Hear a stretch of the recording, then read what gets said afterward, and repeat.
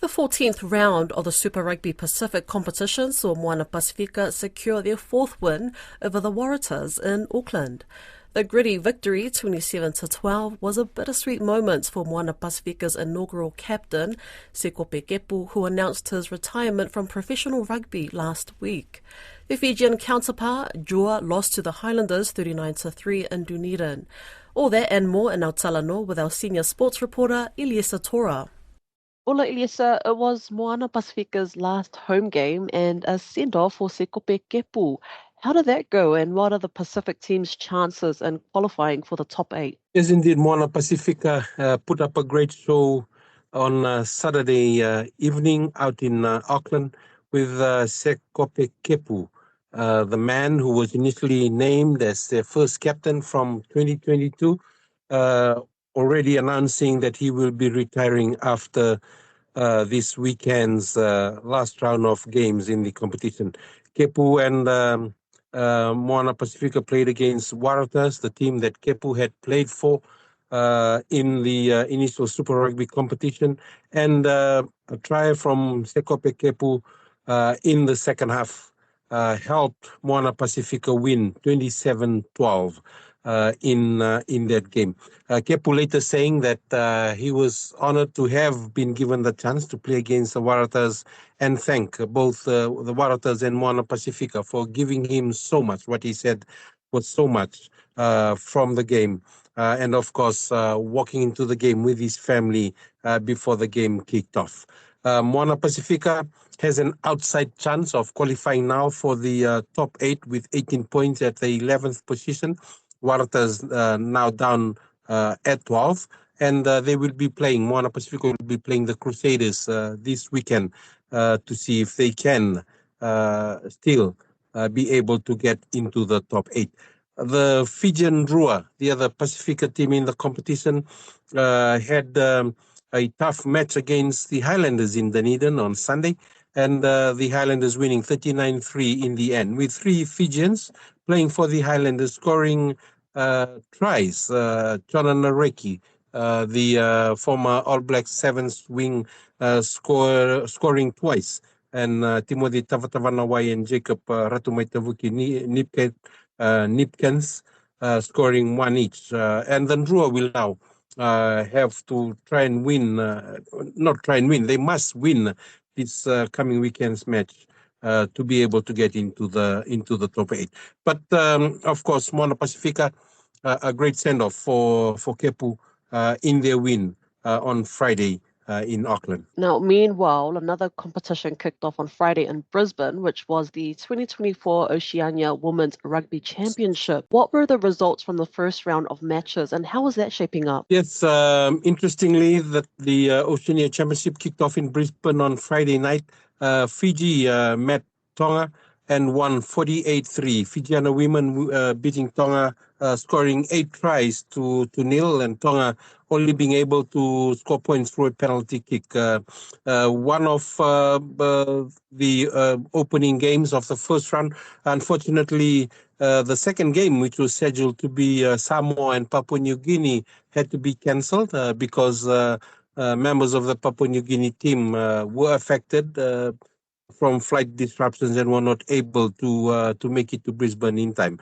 But that has kicked off, and the Oceania Championship winner will eventually get direct qualification for the Women's Rugby World Cup in England next year. Samoa are the defending champions from last year, and they will be in action on Wednesday. Fiji plays Papua New Guinea on Wednesday.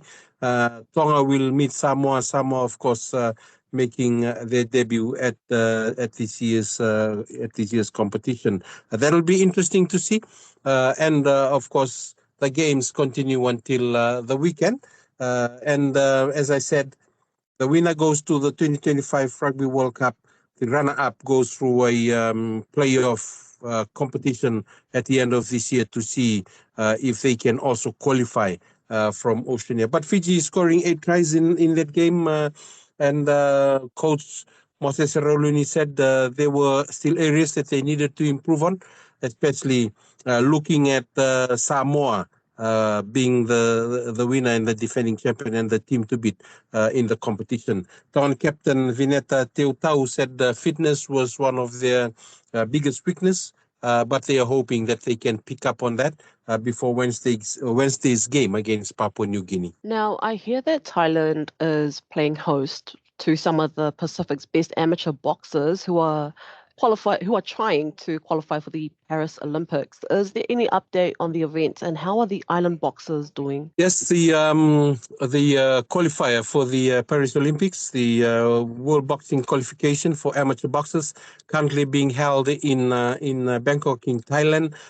We have a number of Pacific boxers who are actually fighting at the event from Fiji, Tonga, Samoa, Cook Islands, Papua New Guinea, and Kiribati are the teams that I know of, and there have been results that have come out. Fiji's Aminiasi Saritimbau. Fiji's Aminiasi Saritimbau won over a Colombian opponent in UN Ortiz in the second round on Saturday to qualify for the last 16. So the last 16 rounds is elimination for the quarterfinals, and Aminiasi has qualified for that after he stopped the Colombian boxer who was highly tipped to win a slot to the Paris Olympics, because this Colombian boxer, Ortiz, had qualified from the first qualification that was held in March. But unfortunately, for our other Pacific boxers, they were not able to make it through by points or win by knockouts in any of their fights. Tone Duvale, one of the favorites from Fiji, also being ruled out of competing at the event because doctors there found that a broken jaw that he had suffered in Honiara last year at the Pacific Games, he re-injured that again while preparing for this competition and was ruled out. The Tongan boxers of Taufa Lavemau and Roman Vini also lost their fights, and so did the boxer from the Cook Islands, Tohiriri Tawiri, and the trio from Papua New Guinea. But there are some female boxers who are still yet to fight. This includes Kiribati's Teretia Tauriri and Papua New Guinea's Sheila Yama.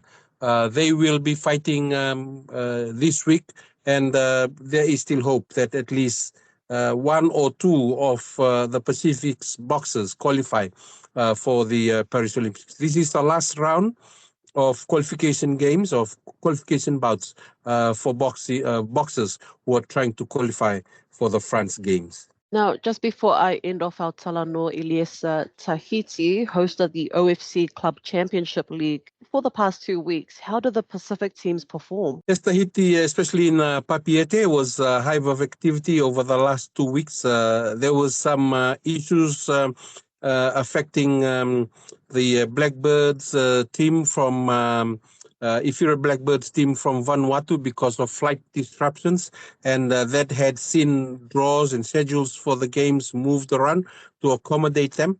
They eventually got into Papeete, but they were not able to make it past the pool matches. But in the semifinals, Auckland City, the defending champions, managed to beat AS Pajanta from Newmare. Also, AS Pirae, the Tahitian team, beat Rewa from Fiji 4-2 in the other semi-final. And the final on Saturday had Auckland City against the local Tahitian team, AS Pirae, and Auckland City proving too strong, claiming their 12th win at the league since 1987. With a 4-0 victory over the local Tahitian team.